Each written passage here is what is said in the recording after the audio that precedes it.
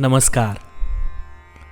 वाल्मिकी रामायणामधली शत्रुघ्न ही व्यक्तिरेखा मला तुमच्यासमोर ठेवायची आहे.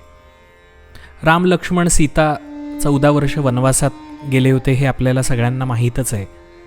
आणि ते वनवासात असताना भरतानं रामाच्या पादुका सिंहासनावर ठेवून नंदीग्रामातून राज्यकारभार चालू ठेवलाय हेही आपल्याला ज्ञात आहे.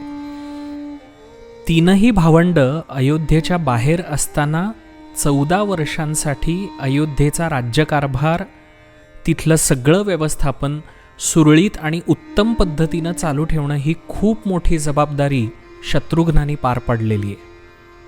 प्रसंग असा आहे की राम लक्ष्मण सीता आपला वनवास संपून पुन्हा एकदा अयोध्येत येत आहेत ही बातमी घेऊन भरत अयोध्येमध्ये आलाय आणि त्यानं शत्रुघ्नाला ही बातमी दिली आहे. ही बातमी ऐकता क्षणी शत्रुघ्नाने अनेक सेवकांना काही आज्ञा दिलेल्या आहेत. याच्यावरून हेच लक्षात येतं की शत्रुघ्नाचा संपूर्ण राज्यावरती अत्यंत योग्य पद्धतीनं नियंत्रण होतं. सेवकांना काय आज्ञा दिल्या आहेत याचा एक उल्लेख युद्धकांडातल्या 127व्या सर्गामध्ये येतो. तो श्लोक मी तुमच्यासमोर ठेवतो.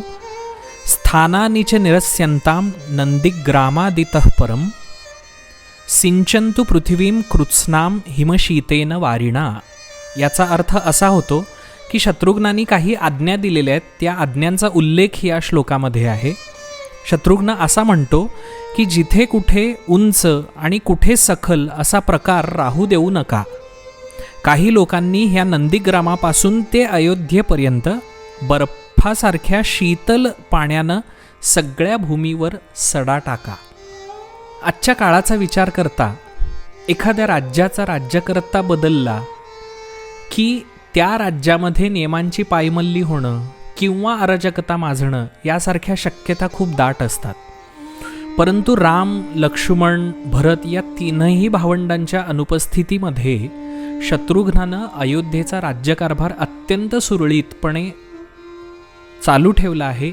हीच गोष्ट मला खूप महत्त्वाची वाटते आणि याच गोष्टीतून आपणही आजच्या काळाच्या दृष्टीनं शिकलं पाहिजे, हेही तितकंच महत्त्वाचं.